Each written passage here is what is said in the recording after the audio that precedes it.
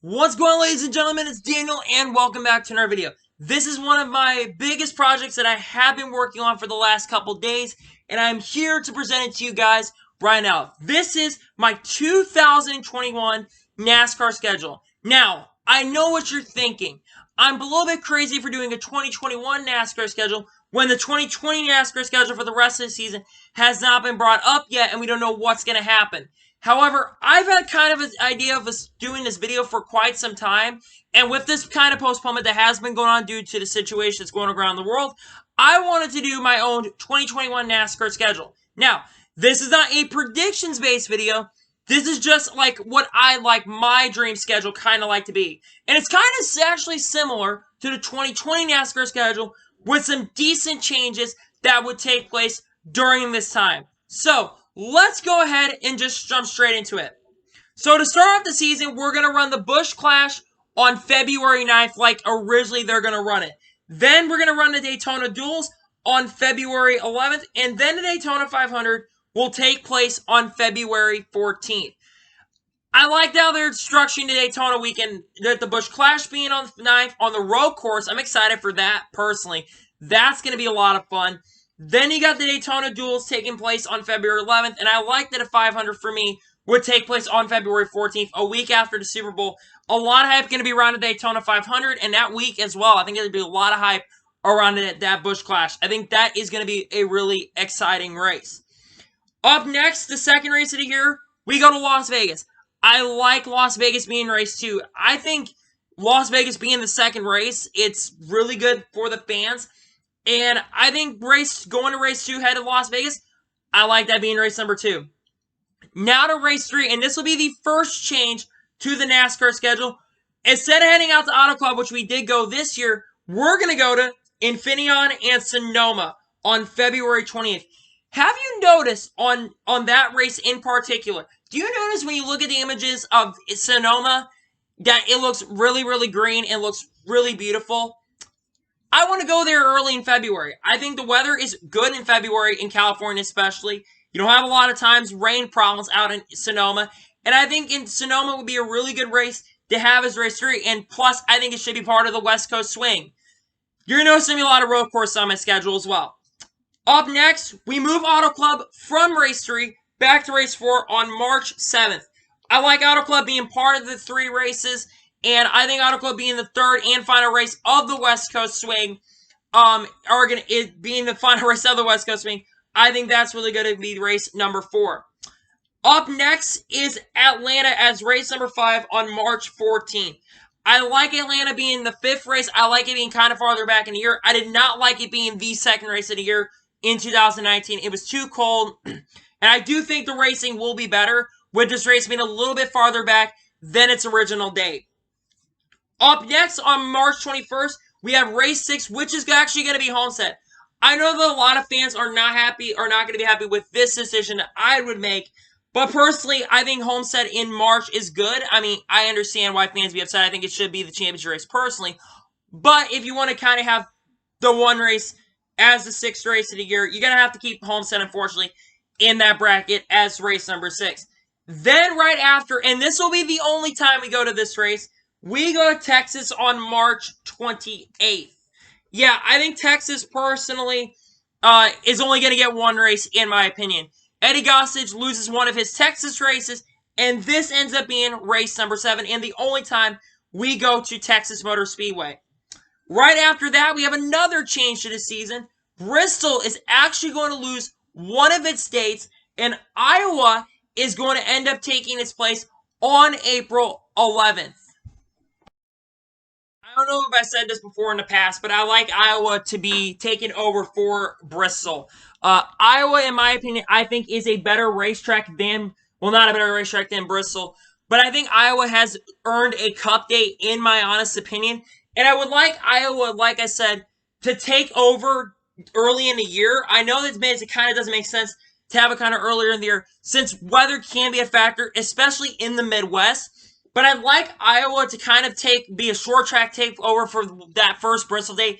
Plus, the first date at Bristol anyways, it doesn't get a lot of attendance. They've had to cut off the Turn 1 and Turn 3 grandstands and you only can sit in the turn 2 and turn 4 grandstands.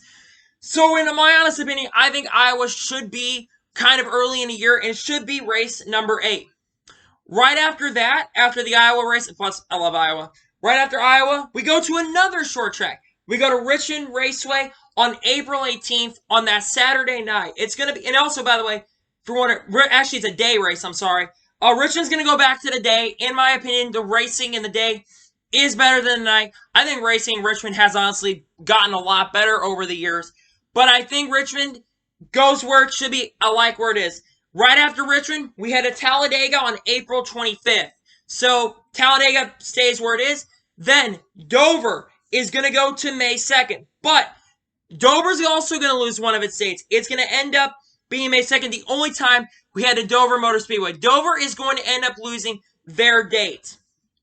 Up next, we go to, on May 8th, we go to Martinsville International Speedway for the second or third night race at Martinsville. I like Martinsville being in that general area, and it's also kind of on around the Mother's Day weekend. So that's Mother's Day weekend. So that's really, really cool to see there. And right after that, we do a midweek race, and this is going to be the only midweek race. This is going to be at my hometown racetrack at Worldwide Technology Raceway at Gateway International Raceway. I'm going to tell you this right now. When it comes to promotion, when it comes to racing, and with this being probably the first official points-paying midweek race, this is going to be phenomenal. Like I said, Gateway does really good promotion. The racing has been really good, especially in the truck series the last few years. And I think this track is ready for Cup Day. They get good attendance, and they always have sellout crowds at this racetrack. Why not head to Worldwide Technology Raceway and run there? This track has been vibing for Cup Day. Let's go to Worldwide Technology Raceway. Please be on the schedule in NASCAR when you make your decision for 2021. Please. You guys could also move it later. Who knows? Right after Worldwide Technology, we head back to a city in Texas, but we're not going to Texas Motor Speedway. You remember when IndyCar ran around the Rembian Park in Houston? We're going to go there. We're going to go run the street course. NASCAR's been asking for a street course race. They've said they wanted to.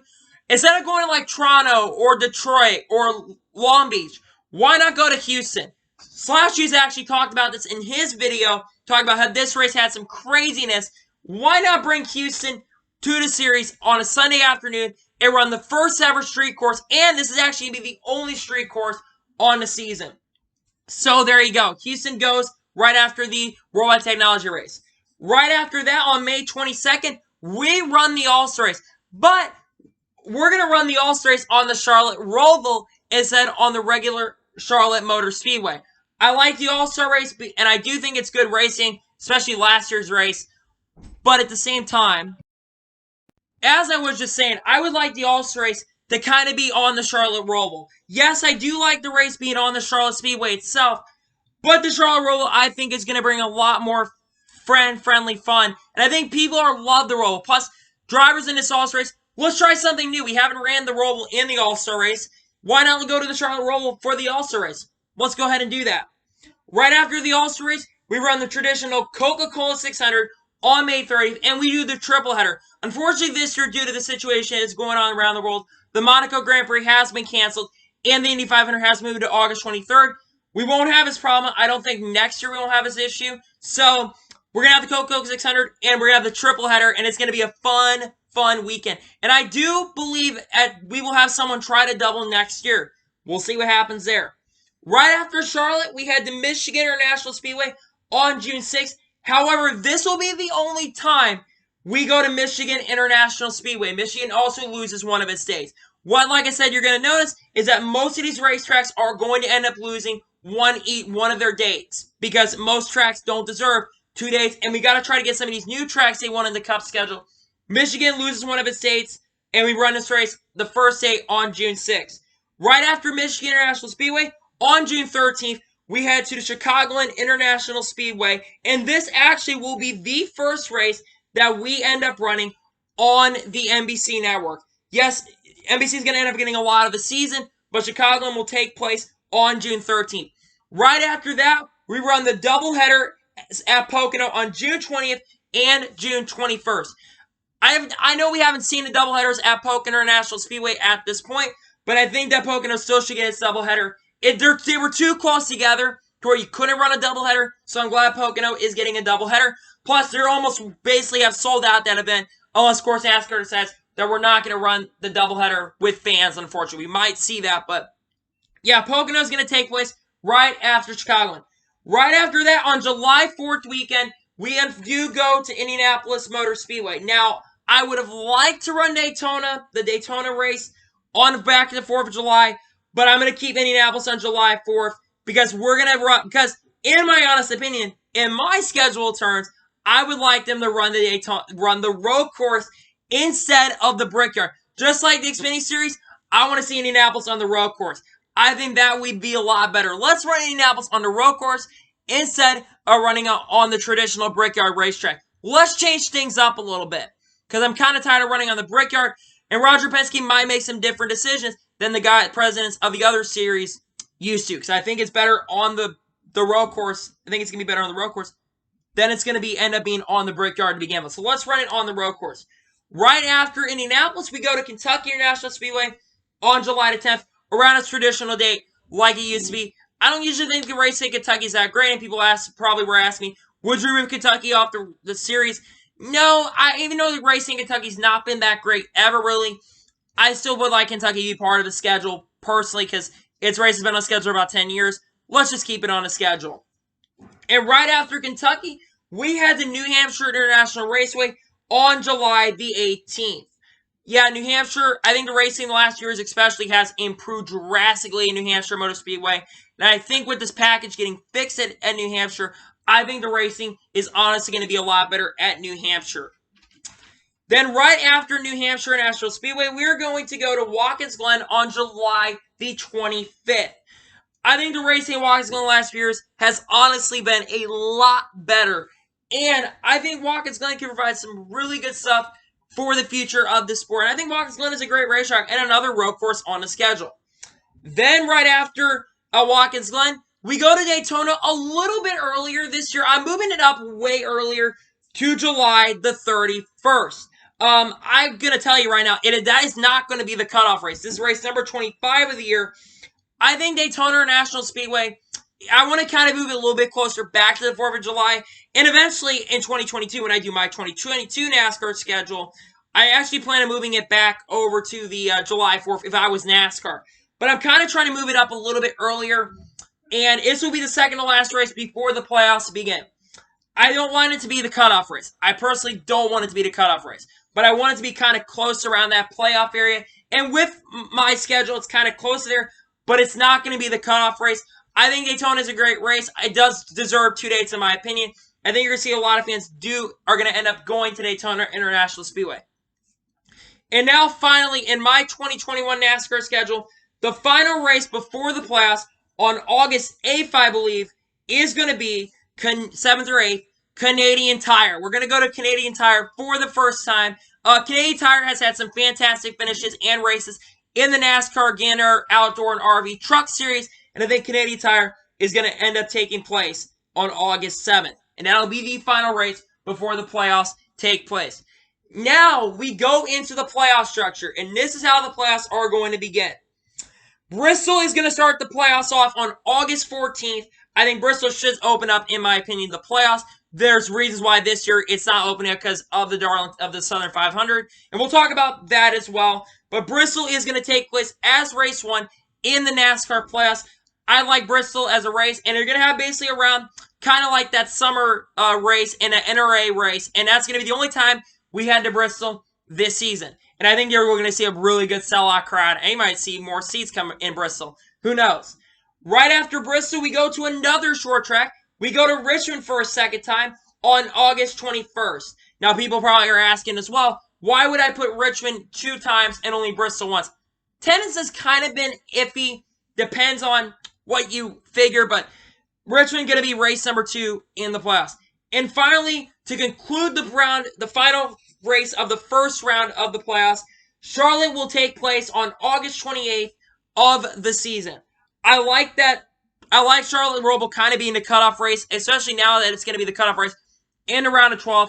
You're going to decide who's going to be round of 16, sorry, you're going to be deciding who gets into the next round. And in racing at Charlotte, the racing's not got any worse. In fact, it's gotten better. The first two races, drivers are still having trouble figuring out how to get around the racetrack. And I think you're going to see a fantastic race at the Charlotte Roval. Now to start off the round of 12. This is where things get interesting. Now, to start off the round of 12 is going to be the throwback race at Darlington International Speedway. So yeah, if you're noticing, the schedule is a little bit more condensed. It's going to be a little bit shorter this year. You don't have that, well, unfortunately, we're going to have that Olympic buffer, so we're going to have to kind of worry about that. But unfortunately, in my opinion, we're going to have to run those Olympic races. But Darlington, going to be September 5th. The throwback race, the Labor Day weekend race. That's deserving, and it's going to be exciting, as that will kick off the round of 12 for the playoffs in 2021 for me. Right after Darlington, we added the Bad Fast Talladega International Speedway on September 12th, and we do the fifth race of the playoffs in the middle portion. If you make a mistake at Talladega, you could have if you don't do good at Talladega, you could be on a buffer to make it to the round of 8. So you better be able to bring your best stuff when we go to Talladega, and so hopefully you'll survive the craziness at Talladega International Speedway. Finally, in the round of 8, we are going to go to Kansas International Speedway on September 19th. Another racetrack that does, unfortunately, end up losing one of its dates. Kansas will be the final race of the round of 12 to get into the round of 8. So, that's going to be it for the round of 12. Now we get into an interesting portion of the round of 8. In my dream schedule, Nashville ends up coming back. Yes, everyone's been wondering about Nashville Fairgrounds, and I know that I want Nashville Fairgrounds to come back. So personally, I'm going to put Nashville Fairgrounds as a race that gets us back to start the round of 8 on September 26th. I think Nashville deserves a Cup date. I think it should come back in the Cup Series, in my personal opinion. And I think Nashville will take place on September 26th.